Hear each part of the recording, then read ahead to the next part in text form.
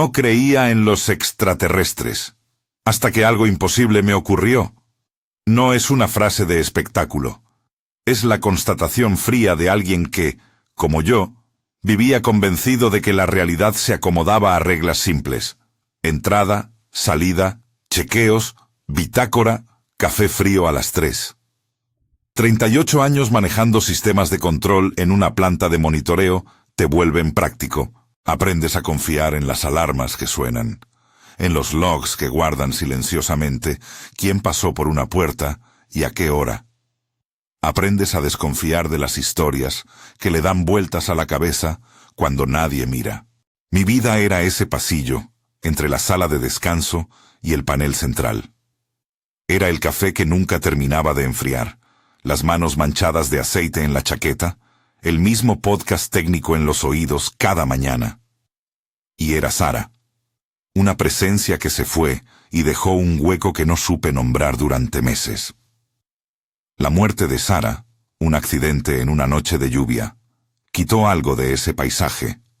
No me dejó drama grandilocuente ni epifanías. Dejó un vacío que hacía ruido sordo.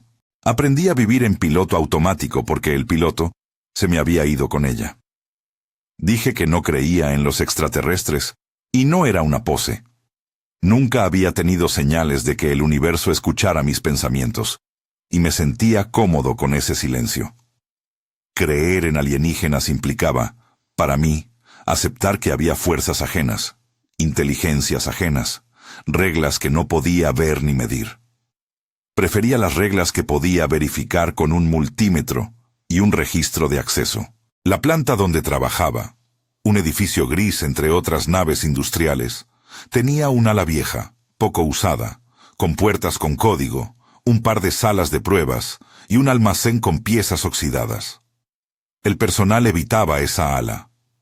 La maquinaria allí era de la época en que la empresa aún soñaba con expansión. Yo la conocía desde adentro, cada panel, cada fusible, cada etiqueta con su número. La puerta de 2 era una de esas puertas que uno aprende a pasar sin mirar.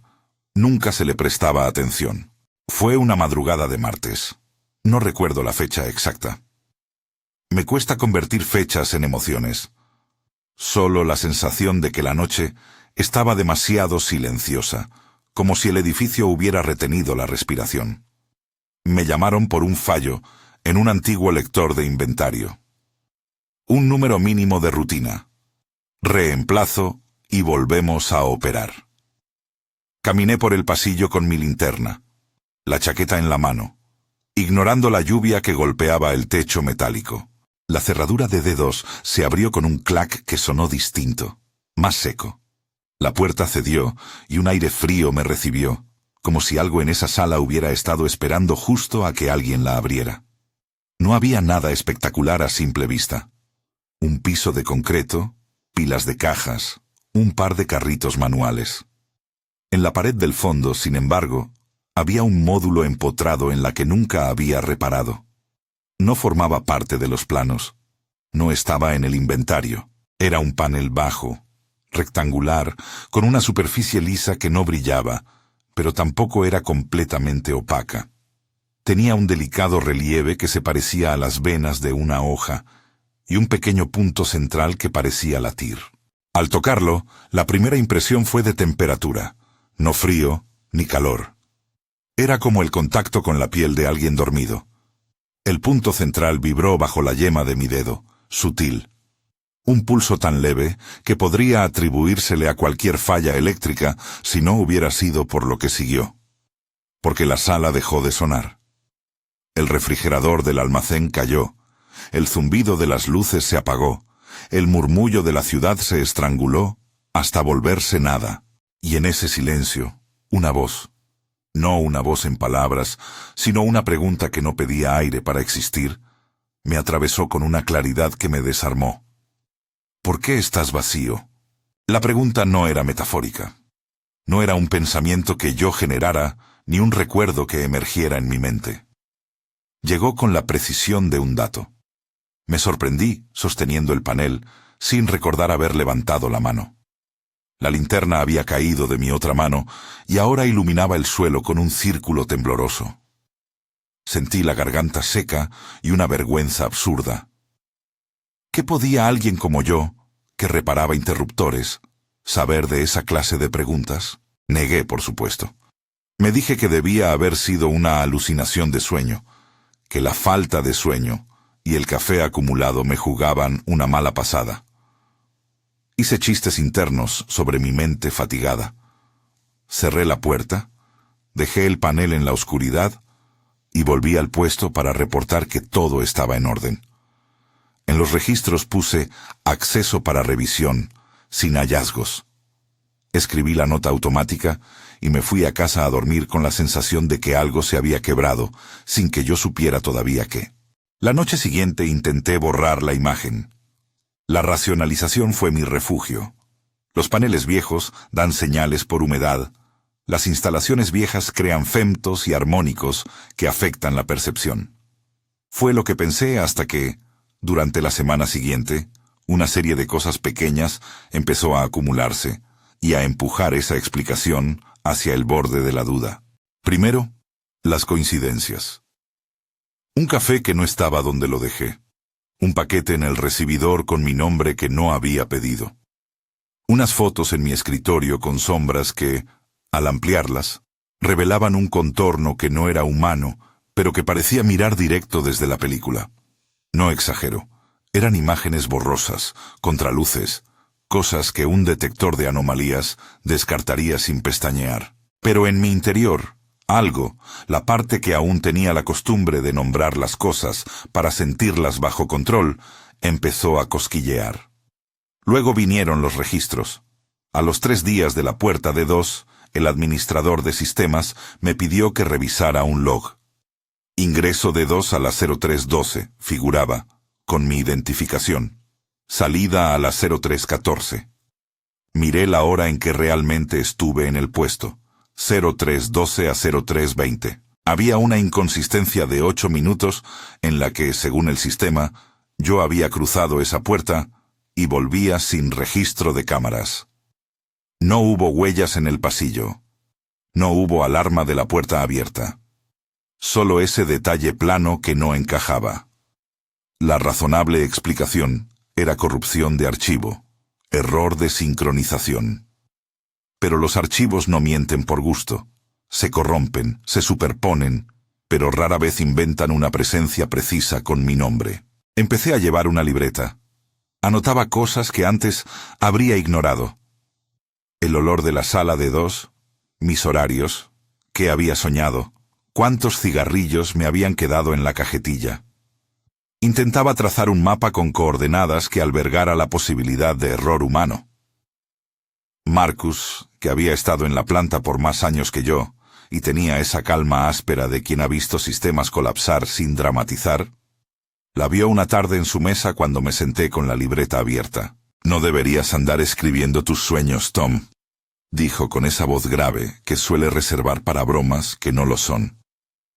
«Te hace más probable que los vivas como reales». Le conté un poco, midiendo cada palabra. No le dije, una voz me preguntó por qué estoy vacío. Porque cuando una frase suena así entre compañeros de trabajo, se convierte en historia que recorre las máquinas expendedoras. Le dije que me había topado con algo en D2. Le dije que los registros no cuadraban. Le dije que tenía fotos raras. Él escuchó, entrecerró los ojos y no rió. «A veces la gente se encuentra con cosas que no se explican», me dijo. «Y puede que sean reales, pero hay otra posibilidad, algo que te está tocando porque siente algo en ti. No sé explicarlo mejor, solo que, si empieza a buscarte, no querrás que lo haga por costumbre. No querrás que lo haga por costumbre». Esa frase se quedó conmigo, porque traía la advertencia sin sensacionalismo. Marcus no era de los que creen en titulares.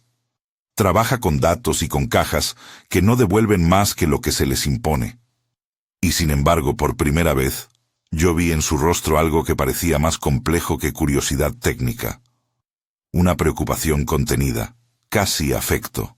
Durante los días siguientes, las coincidencias se volvieron patrones. Pequeñas sincronías que no bastaban para demostrar nada, pero sí para erosionar mi confianza en la narrativa cómoda, mi mente, mi mundo. Cuando la rabia me subía por dentro, una máquina en la planta alternaba su ciclo de luz y producía un zumbido que parecía una voz a punto de pronunciar mi nombre. Cuando me sentía ligero, el viento golpeaba las puertas con una cadencia que me parecía conmovedora.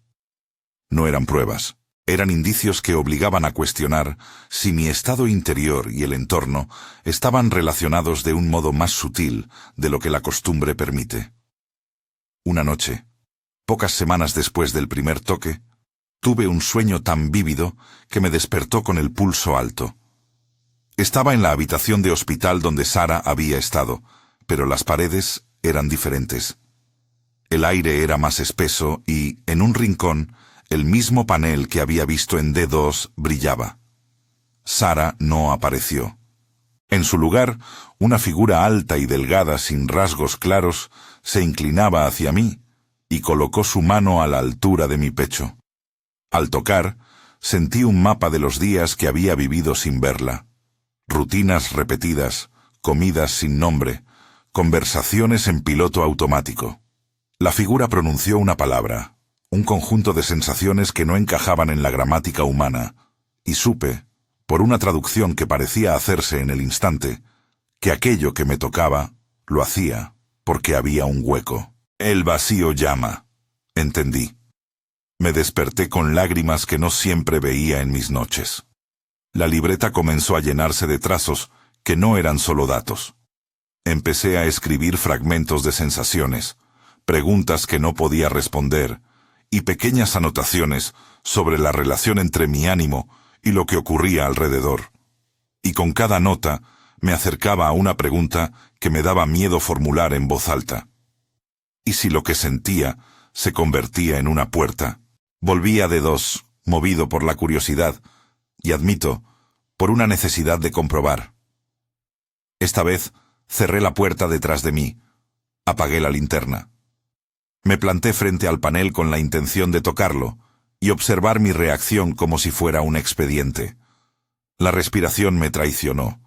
Fui consciente de que mis manos temblaban, de que cada músculo pequeño esperaban que algo cambiara. Al apoyarme contra el módulo, la superficie respondió con una presión mínima, como si tanteara mi propio pulso. No hubo luces, ni melodías, solo la sensación de que el aire alrededor de mi cabeza se espesaba. Y de pronto sentí, esta es la verdad elemental de aquello, una correspondencia inmediata entre mi emoción y la respuesta del panel. No sería exagerado decir que, por primera vez, comprendí que no se trataba de un lector, una alarma o un artefacto de seguridad. Se trataba de algo que resonaba con estados internos. Quise probarlo. Intenté mantener la calma, recordar las listas de falla, nombrar elementos técnicos, resistencia, capacitancia, frecuencia. El panel quedó impasible. Luego proyecté una emoción simple, la tristeza, la que visitaba desde la pérdida de Sara. El módulo reaccionó con una frecuencia más profunda, como si aspirara la tristeza y la devolviera en un eco. La experiencia fue tan íntima que me sentí desnudo frente a una presencia que no me juzgaba, solo registraba. No hubo palabras, pero entendí que la sala, o lo que fuese detrás del panel, había hecho la misma pregunta que me dejó sin aliento la primera vez. ¿Por qué estás vacío? Intenté retroceder hacia la explicación racional, pero la lógica se me deslizaba entre los dedos como agua caliente. La sala parecía pedir algo que no era técnico. Presencia. La culpa se mezcló con curiosidad y con miedo. ¿Qué implica que una cosa reaccione a la emoción humana? ¿Quién diseña un dispositivo así? ¿Qué clase de tecnología sería capaz de leer lo que no está escrito en los logs? Salí de la sala con más preguntas que respuestas. Esa noche me quedé en la oficina hasta tarde, mirando la pantalla de mi computadora, como si las líneas de código pudieran devolverme a la certeza. Repasé los accesos, comparé horas, busqué patrones. Encontré pequeñas anomalías. Saltos de microsegundos entre relojes que no se justificaban. Registros duplicados con leves modificaciones. Nada tan concluyente como para publicar, pero suficiente para contener la inquietud. Hablar de esto con alguien fuera del trabajo no me parecía una opción responsable. Tuve miedo a que mi relato fuera descartado o, peor, que se convirtiera en una excusa para intervenir mi aptitud laboral. Pero Marcus volvió a mirarme con esa mezcla de empatía y cautela que ya conocía. No era un amigo íntimo, pero había compartido conmigo momentos de soledad en la madrugada, cafés amargos y el silencio fácil de los que no necesitan hablar para acompañar a otro. Le conté lo ocurrido en D2 sin dramatismo, solo enumerando hechos y sensaciones como se describen fallas en un equipo. He visto cosas así antes, dijo sin más. Gente a la que algo la toca y no lo interpreta como toque, sino como problema cerebral. Te lo digo porque conozco varios que terminan borrando la libreta o cambiando de trabajo. No es para asustarte, es para que no lo ignores. Si algo vibra con tus emociones, no subestimes lo que puede suceder cuando estás herido. Marcus habló con la calma práctica de quien no busca fama con historias. En su voz había una experiencia personal apenas sugerida, como si hubiese pasado por lo mismo o hubiera visto a quienes lo hicieron. No nombró detalles, pero su advertencia fue suficiente. No dejarlo sin atención. No dejar que el vacío te guiara la mano. Después de esa conversación, empecé a monitorearme de manera más deliberada. Aprendí a registrar no solo lo que pasaba fuera, sino lo que ardía dentro. Cuando la tristeza se volvía nostalgia, cuando la culpa se acercaba a la ira, cuando la soledad abría una ventana que antes estaba cerrada. Probé un experimento sencillo para mí. Cada vez que sintiera una emoción intensa, la anotaría con la hora y la situación. No era un estudio científico. Era una forma de no perder la noción de mí mismo. Los resultados no fueron espectaculares, pero sí consistentes. Había una correlación débil, pero persistente entre mis estados y pequeñas variaciones externas que no podía descartar por completo. Una vez, cuando me dediqué durante una hora a recordar una escena feliz con Sara, una tarde en la cocina, ella riendo, el sol pegando en la taza de té. Al momento siguiente se produjo un apagón breve en el sector de oficinas. Otra vez, cuando un enojo con un proveedor subió como una ola, varias máquinas en la planta redujeron su ciclo y emitieron un zumbido que coincidía con mi tensión. Podía tonterías del azar, pero mi libreta acumulaba notas que me empujaban a considerar la posibilidad de que mi interior y el exterior no fueran, después de todo, totalmente autónomos. La sensación más inquietante era que el panel de D2 respondía más a lo que yo no quería admitir que a lo que pretendía controlar. Si intentaba demostrar que era un fenómeno medible, se apagaba. Si me acercaba con escepticismo, algo en su pulso se volvía sordo. Pero si dejaba caer un fragmento de verdad, un recuerdo, un suspiro de culpa, una lágrima contenida, la sala respondía con una intensidad que volvía ridículas las explicaciones racionales. Parecía estar más atenta a lo que me movía por dentro que a mis teorías externas. Esa doble naturaleza, lo que parecía registro técnico y al mismo tiempo espejo de mi interior, me obligó a replantearme una vieja máxima. No confundas la herramienta con quien la usa. Podría ser un artefacto capaz de leer microvariaciones. Sí, pero la dirección del intercambio sugería otra cosa. Una presencia que no entendía límites humanos. Y aquí es donde el escepticismo empezó a resquebrajarse de forma irreversible. No porque tuviera pruebas limpias, sino porque la coherencia de las experiencias era mayor que la coherencia de mis negaciones. Una mañana, mientras transcribía mis anotaciones, encontré una foto que me heló. Era una instantánea de la sala D2, tomada por una cámara de mantenimiento. En la esquina inferior derecha había una mancha que al principio juzgué por suciedad.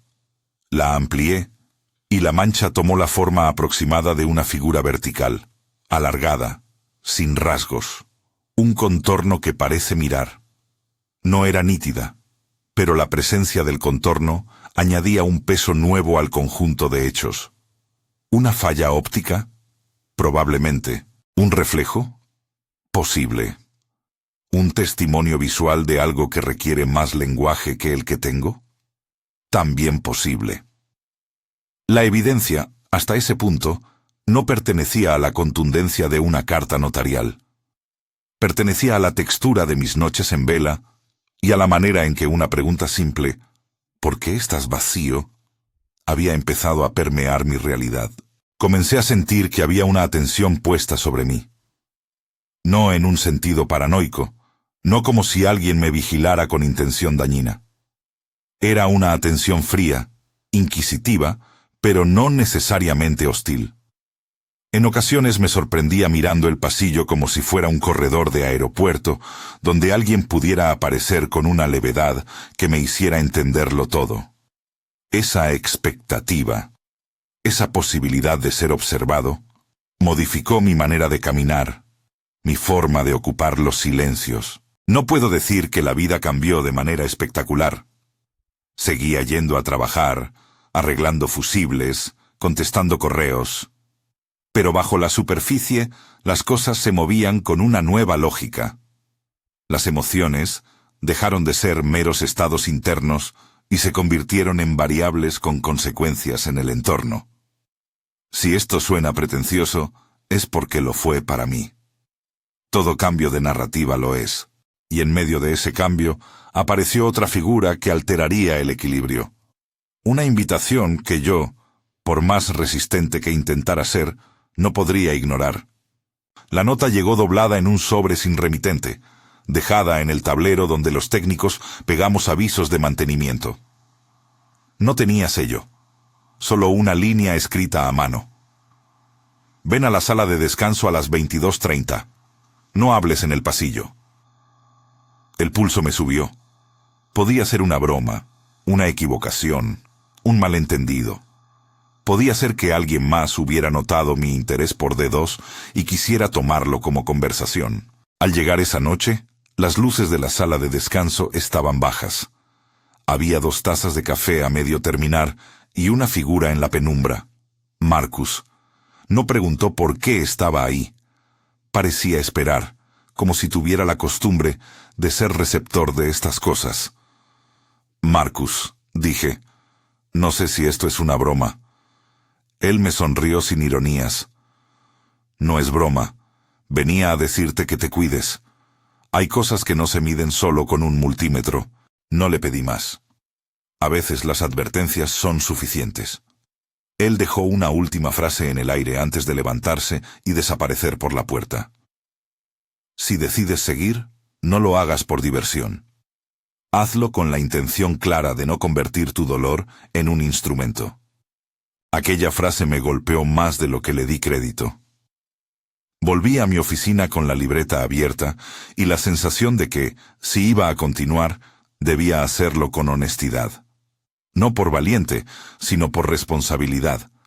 Y así, con esa mezcla de temor y curiosidad, regresé a la puerta de D2 en una mañana helada, decidido esta vez a no tocar con la impulsividad del primer encuentro, sino a buscar una manera de observar lo que pasaba sin perderme más en el proceso. La mano se acercó al panel con una intención deliberada. La sala estaba vacía y el silencio me parecía menos amenazante que la posibilidad de que aquello prendiera por mi dolor no examinado.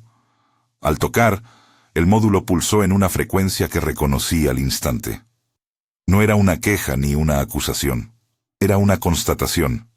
Y en el pulso, por primera vez, no escuché la pregunta como un reproche. Escuché algo distinto, un llamamiento a mirar lo que había dentro.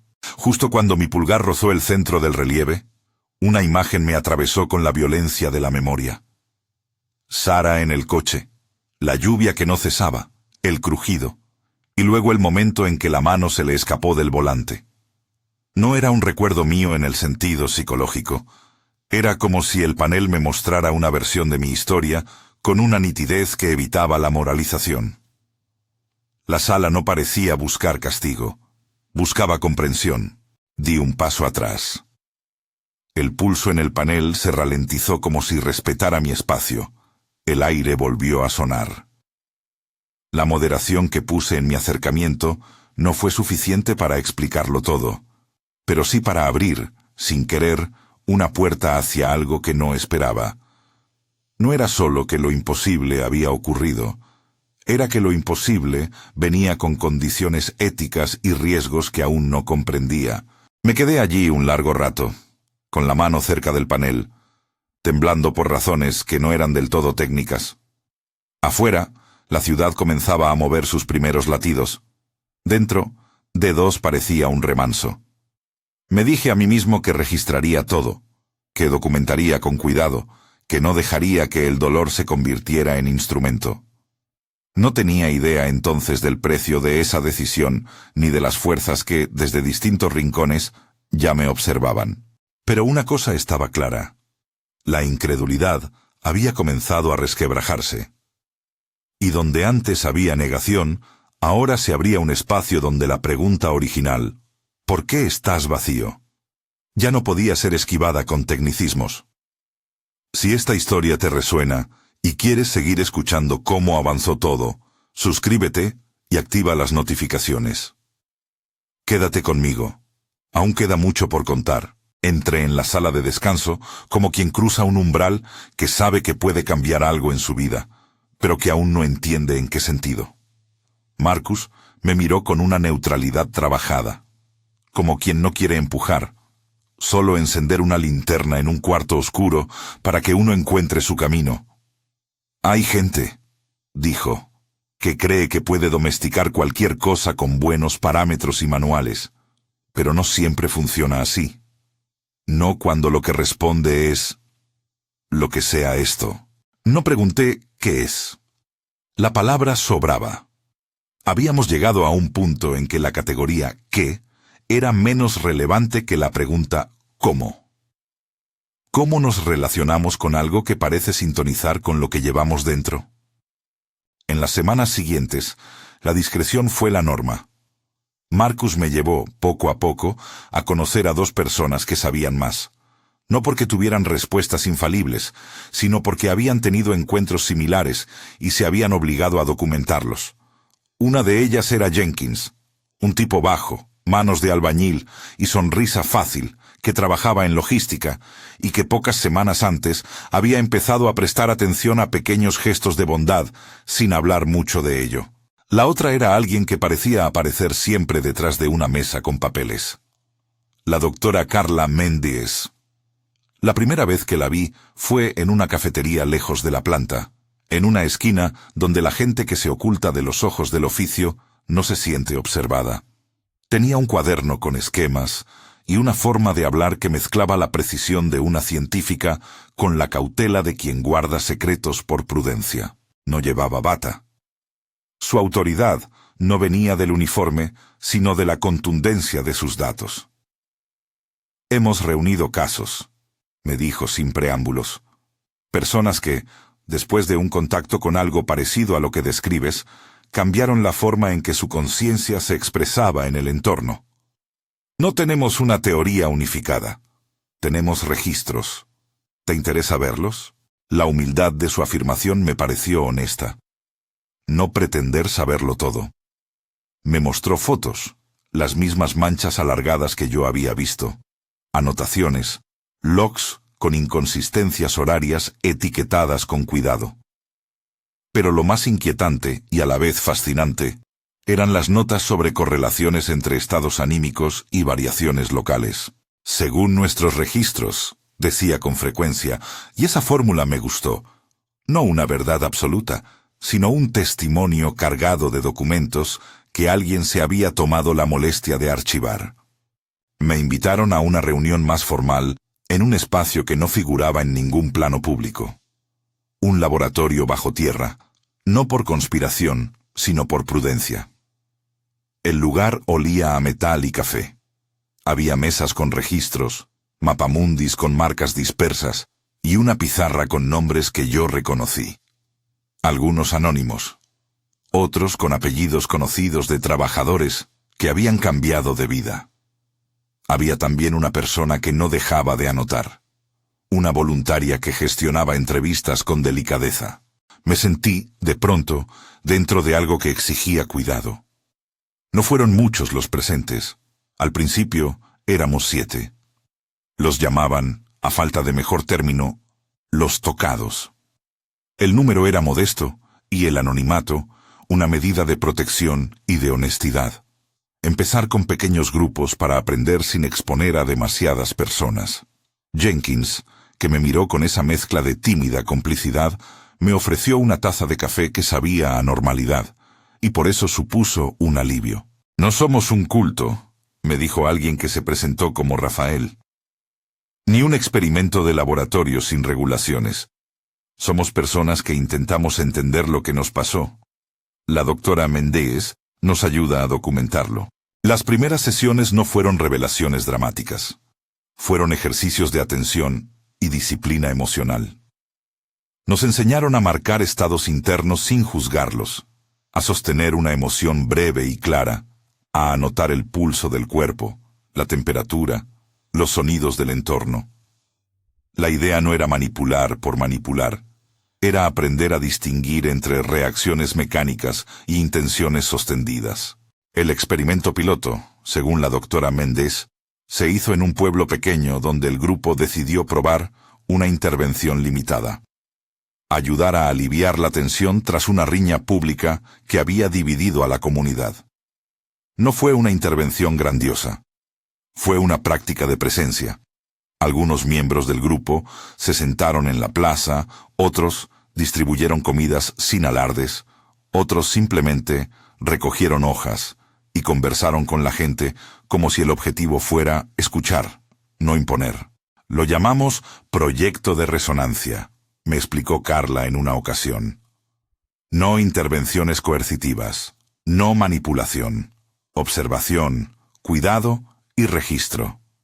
Según nuestros datos, en las 72 horas siguientes, hubo una disminución en denuncias por altercados y un aumento en conversaciones públicas reportadas por un 14% en las encuestas locales. No es una prueba concluyente. Es un indicio que nos permitió pensar que algo del tipo de atención sostenida podría correlacionarse con cambios sociales menores y temporales. La doctora Méndez decía, según nuestros datos, mucho porque era una científica prudente. Los números estaban allí, pero su interpretación quedaba abierta. No buscaba convertir esos indicios en ley.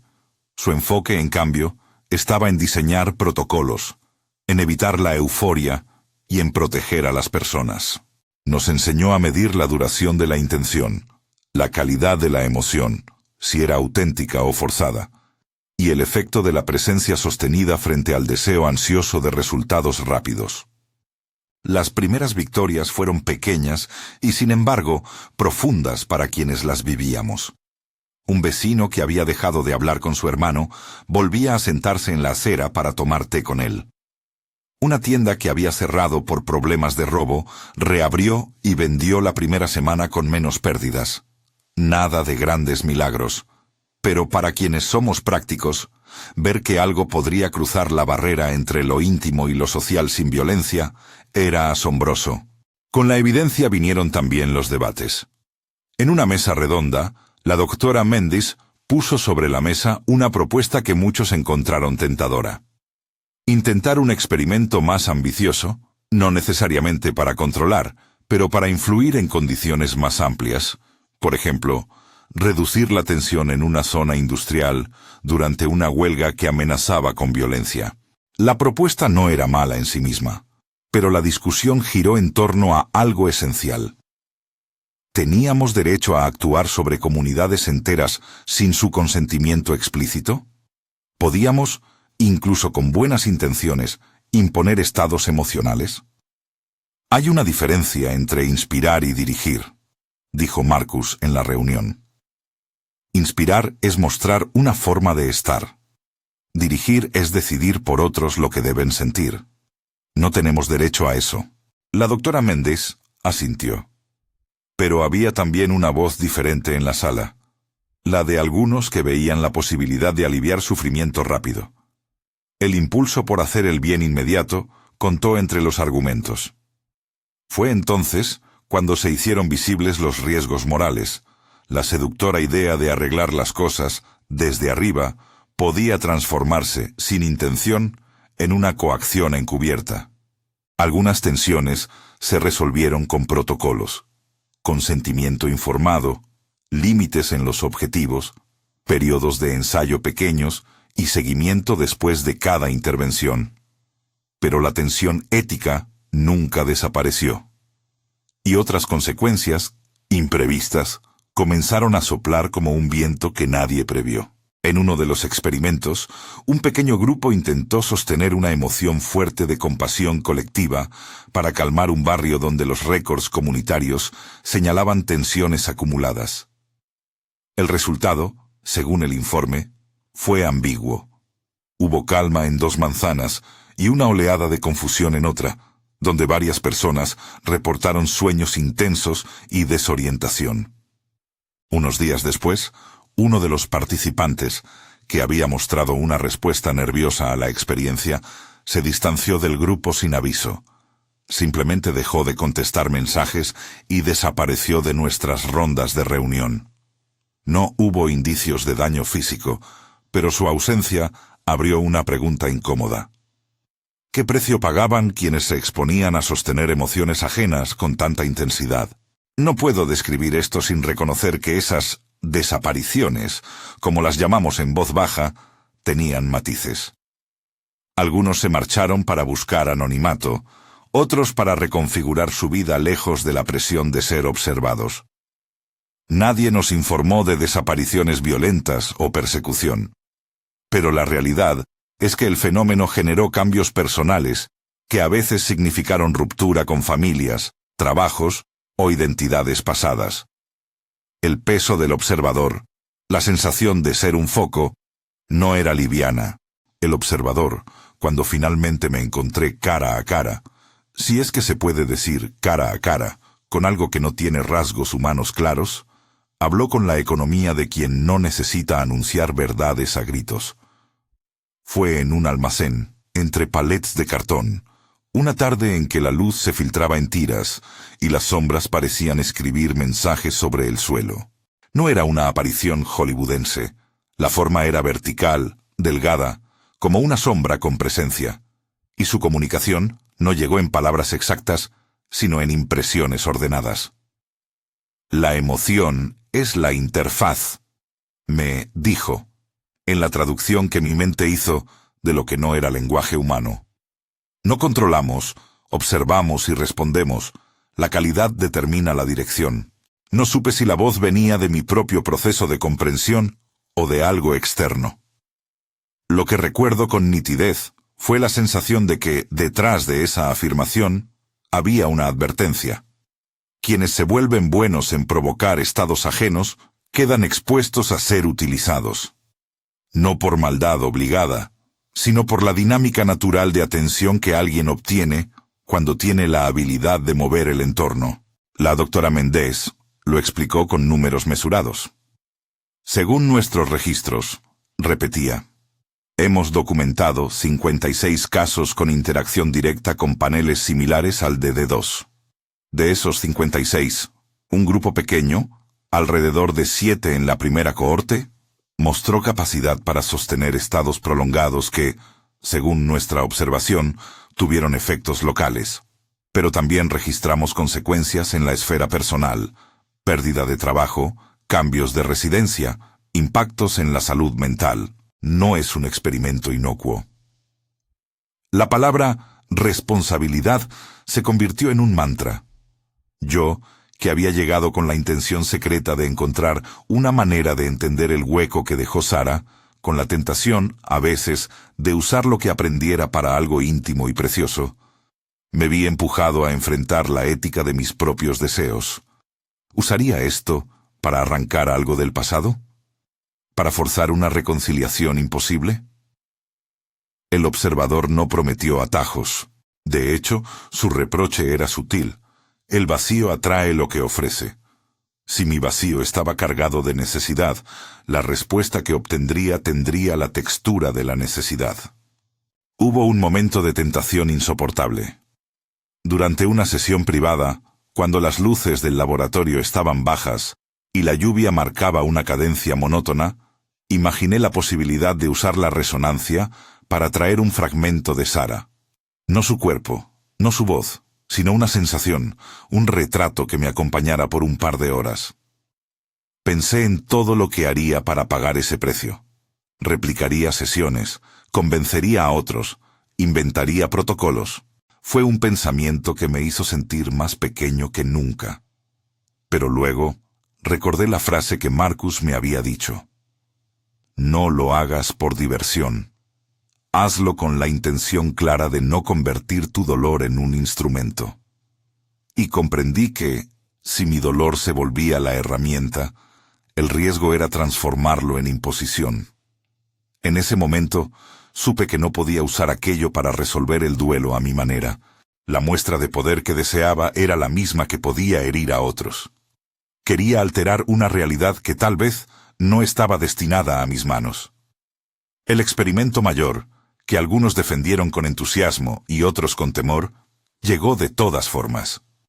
Fue una propuesta moderada, una intervención en una ciudad pequeña con alta tasa de violencia para intentar reducir la agresión en fines de semana. El plan, según la doctora Méndez, tenía salvaguardias, consentimientos, apoyo psicológico a los participantes, limitación temporal. Pero incluso con todos los protocolos, el resultado fue un recordatorio de la imperfección humana. Al principio, hubo momentos que parecieron confirmar nuestras esperanzas. Fines de semana con menos altercados, más conversaciones en plazas, más reportes de vecinos que se sentían escuchados. Los registros mostraban un descenso de incidentes por unas semanas. Pero la situación no se mantuvo uniforme. A mitad de la segunda etapa, surgieron efectos no previstos. Algunos individuos, lejos de calmarse, experimentaron formas de irritabilidad que parecían surgir como espejo de la compasión prolongada. Otros participantes reportaron fantasías intensas o estados de insomnio. Un pequeño grupo decidió alejarse por su propia cuenta. 2 personas se mudaron sin explicar detalles. La lección fue dura. No hay atajos para reconfigurar el tejido social. La intención por sí sola no basta. La calidad de la atención, la historia previa de una comunidad, los traumas no resueltos, todo se mezcla de formas que no podemos controlar desde fuera. Intentar arreglar, sin la participación consciente de quienes serán afectados, puede resultar, incluso con buena voluntad, en daños colaterales emocionales. Fue después de esa experiencia que, en una reunión que olía a café frío y a papeles, la doctora Méndez pronunció algo que quedó grabado en mi mente. No podemos ser los que dictan el estado emocional de otros, dijo. Podemos mostrar cómo estar, podemos practicar presencia y acompañamiento.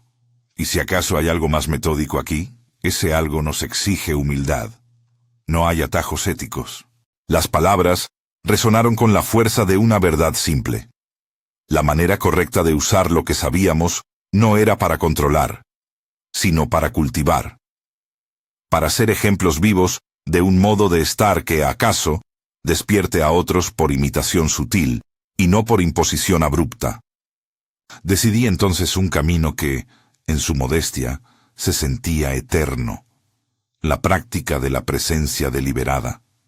No se trataba de renunciar a investigar, se trataba de elegir cómo me situaría en el mundo. Cambié mi enfoque de resultados a hábitos. En vez de buscar experimentos que pudieran alterar grandes realidades, me propuse vivir de manera que mis estados internos fueran generosos, consistentes y transparentes. Practiqué la atención cada mañana, respirar, notar, nombrar. Cada vez que la tristeza se acercaba por el recuerdo de Sara, la miraba sin intentar transformarla inmediatamente. La sentaba a la mesa, le ofrecía espacio, y luego la dejaba ir sin hacer teatro. Jenkins, con su sonrisa de albañil, Fue el ejemplo más sencillo y poderoso. No hablaba de paneles ni de registros. Hacía cosas pequeñas. Acompañaba a la anciana del segundo piso a llevar el supermercado. Se quedaba un rato en la recepción del edificio, ayudando a quien necesitara cargar bolsas. Ofrecía una mano sin anunciar que estaba haciendo resonancia. Era contagio sin nombre, influencia sin pretensiones.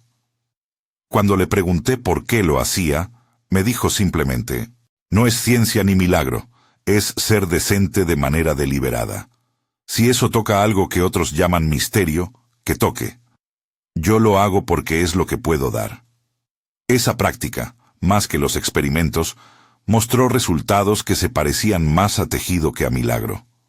Pequeñas mejoras en el ánimo de la gente, menos respuestas agresivas en el barrio, conversaciones que no se resolvían pero que tenían más paciencia. Era como si la presencia constante actuara más como abono que como arreglo instantáneo.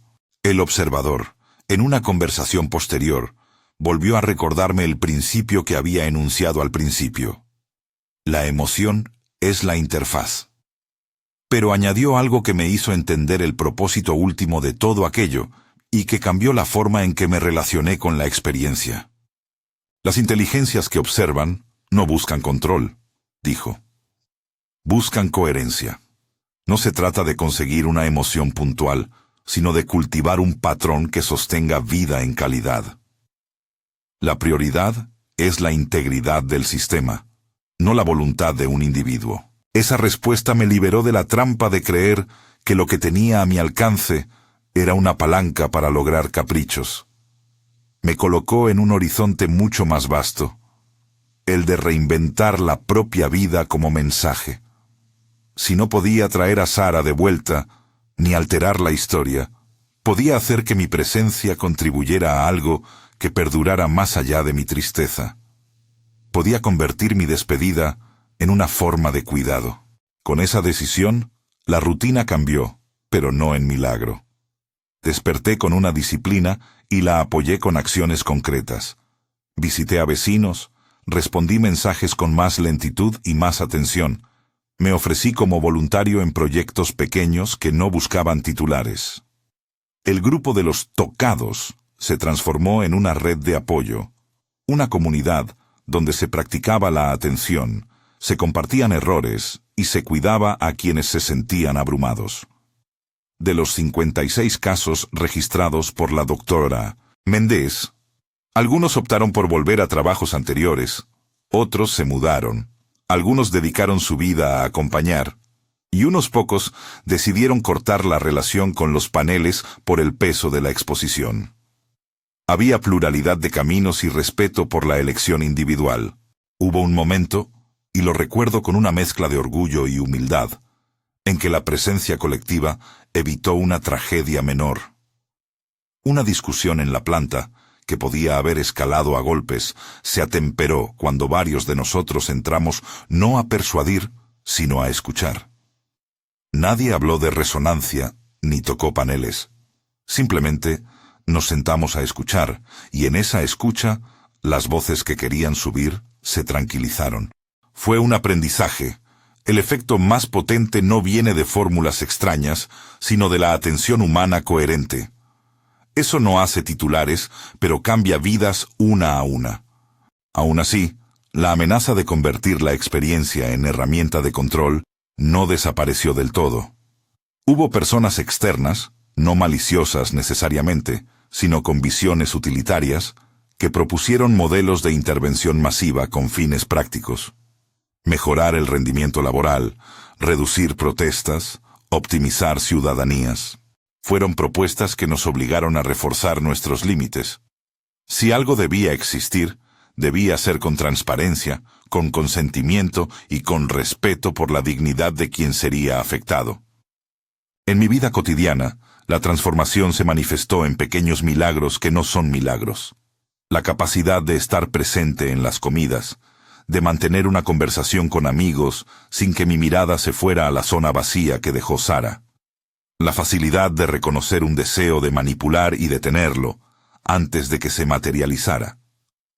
Aprendí a aceptar que mi influencia tenía un alcance, suficiente para rodear a algunas personas con calma y no suficiente para reescribir el pasado. Eso, paradójicamente, me dio paz.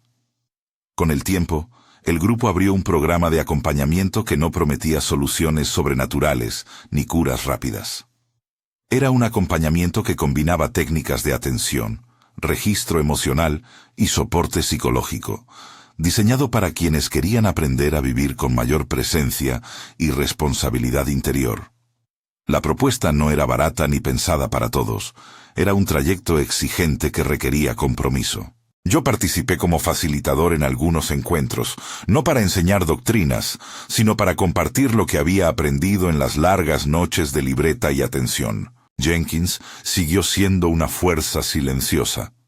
Un día me contó que, tras meses de pequeños gestos, su vecina del tercero empezó a abrir la puerta a extraños con menos miedo, que la conversación entre las personas del edificio había cambiado un poco. No fue un efecto espectacular, pero para él fue la confirmación de que lo que se practica con humildad reverbera. La doctora Mendiz publicó algunos informes internos, siempre con la precisión de la científica que sabe que su campo apenas asoma una contabilidad de fenómenos. Según nuestros registros, decía un párrafo, los procesos de atención sostenida muestran correlaciones con variaciones locales en indicadores sociales menores. Es prematuro hablar de causalidad. Es éticamente exigente seguir investigando. Recomendamos protocolos de consentimiento, apoyo psicosocial para participantes y límites claros sobre objetivos. No puedo decir que la comunidad científica general esté convencida, ni que la sociedad haya adoptado prácticas masivas. El fenómeno se mantuvo en la frontera de lo aceptable, demasiado extraño para algunos y demasiado prudente para otros. Pero en mi barrio, en mi planta, en la red de los tocados, algo cambió. Renunciamos a la idea de controlar y abrazamos la práctica de ser ejemplo. En los últimos meses, mi trabajo siguió siendo técnico, pero mi modo de actuar en la planta cambió. No exponía mis heridas en el pasillo, pero aceptaba conversaciones con quienes tenían problemas. Compartía, a petición, fragmentos de lo que había vivido. Y seguí yendo a D2 cuando era necesario, no para buscar respuestas milagrosas, sino para entenderme en relación con lo que había ocurrido. El panel seguía siendo un enigma. A veces respondía, a veces no. Parecía sintonizar con sinceridad, más que con técnica. Eso me enseñó algo definitivo. Lo que funciona es la coherencia. No puedo ofrecer explicaciones concluyentes. No voy a decir que el observador es extraterrestre en el sentido de una nave interestelar con planos científicos. No voy a afirmar que hemos descubierto una tecnología que manipula probabilidades. Lo que puedo decir, con la franqueza de quien ha escrito noches enteras en una libreta, es esto. En mi experiencia, la emoción puede ser una interfaz. Puede abrir canales. Y si abrimos esos canales con heridas profundas, las consecuencias pueden ser dolorosas. Si los abrimos desde la intención clara de servir, la posibilidad de generar bien es real, aunque limitada y frágil. En una conversación final con la doctora Mendiz, me preguntó qué pensaba hacer con lo aprendido. Le respondí con la honestidad de quien ha pagado su aprendizaje con noches en vela. No buscaré el control. Intentaré vivir de forma que mi presencia sea consistente. Intentaré contagiar sin imponer. Ella asintió y me dijo algo que me quedó como consigna.